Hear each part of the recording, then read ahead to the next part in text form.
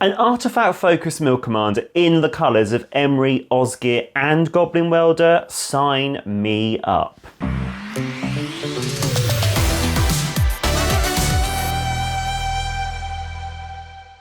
Tetzin Gnome Champion is a Jeskai legendary artifact creature gnome 2/2 that reads, whenever Tetzin or another double-faced artifact enters the battlefield under your control, mill 3 cards. You may put an artifact card from among them into your hand. Then you can craft with 6 artifacts, exiling Tetzin and 6 from among other permanents you control and or cards from your graveyard to transform him into the Golden Gear Colossus, which is a 6/6 gnome with Vigilance and Trample, and whenever the Golden Gear Colossus enters the battlefield or attacks, transform up to 1 other target double-faced artifact you control, then create 2 1/1 colourless gnome artifact creature tokens. Problem the first, the Tetzin trap, is that you must put every single double-faced artifact card you own into this deck. That is your solo theme, and that will provide you with your win con. And yes, some of these double-faced artifact cards are really good. And in a moment, I'm going to share with you my top 5 bombs that you must include when you're building this deck. But first, we have to shift our thinking to what this deck actually is.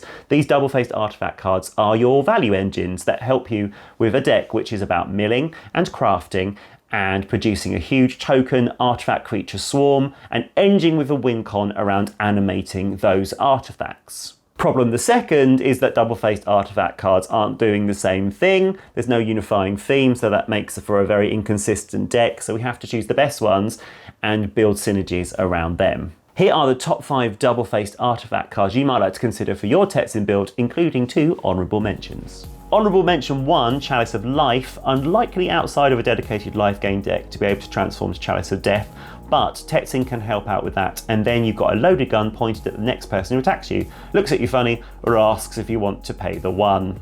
Honourable mention 2, I've included the Enigma Jewel because it's new and I want to see how it plays. It taps to pay for activated abilities, and then if you carefully create the 4 or more non-land cards with activated abilities that you craft a Locus of Enlightenment with, you can double up on all sorts of impactful effects.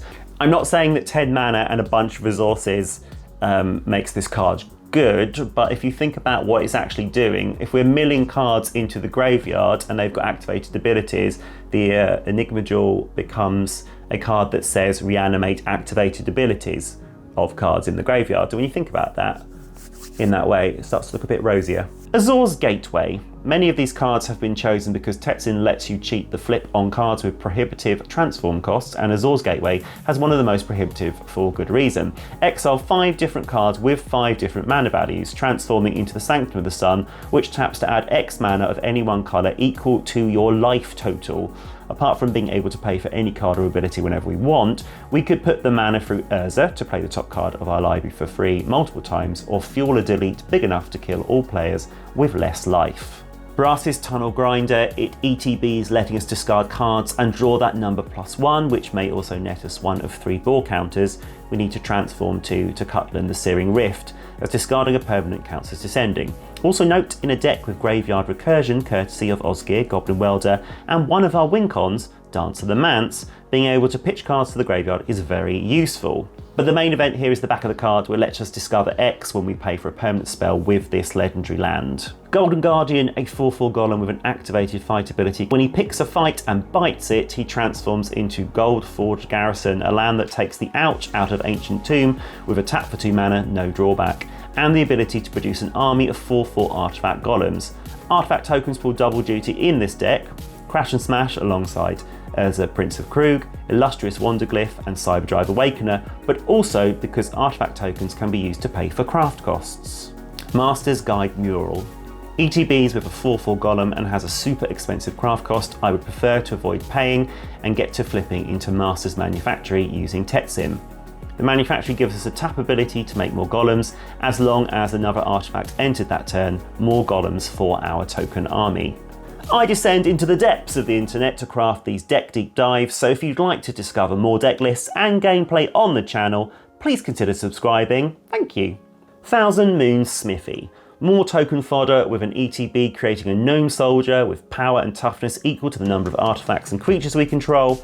It requires tapping 5 artifacts and or creatures to transform to Barracks of the Thousand, which adds white, and if that white is paying for an artifact or creature, we get another potentially huge gnome. Just a quick diversion to have a look at some of the other creature token generators in the deck.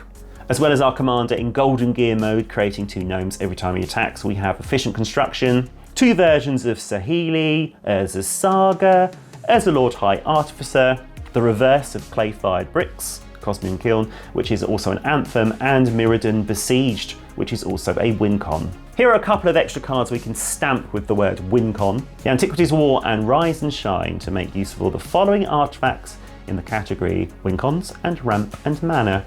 Starting off with Eye of Ozhatak, which adds 1 mana of any colour, and when crafted with 2 cards that share a card type can become Apex Observatory and let us cast cards that share a type with exile crafted cards without paying its mana cost. Second 3 mana rock taps for any one, crafts with 1 or more permanents, and becomes the Sunbird Effigy with power and toughness equal to the number of cards used to craft it, and a tap ability for each colour in those card colours.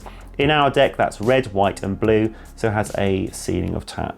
Add 3. Note that with these 2 cards we do not want to transform them with Tetzin because they are useless unless we have transformed them through crafting. Foreboding Statue usually transforms with omen counters placed after tapping it for any 1 mana into Forsaken Thresher, a 5/5 that adds 1 mana of any colour during our pre-combat main phase. Formatic Compass transforms into Spires of Orazka, a Maze of If style land, while finding us basic lands on the front. Finally, Mystic Skull mana fixes for 1 and transforms into Chromatic Lantern on steroids, Mystic Monstrosity for 5, or a Golden Gear Colossus ETB or attack. Jeskai has great removal options, the Path of Exile and Blasphemous Act, Swords to Plowshares, oh my, but I have decided to ignore all of those and go in on the artifact theme to ward off our enemies. Crawl Space and Ensnaring Bridge can, under the right circumstances, do more than 1-for-1 removal, keeping the hordes from our door.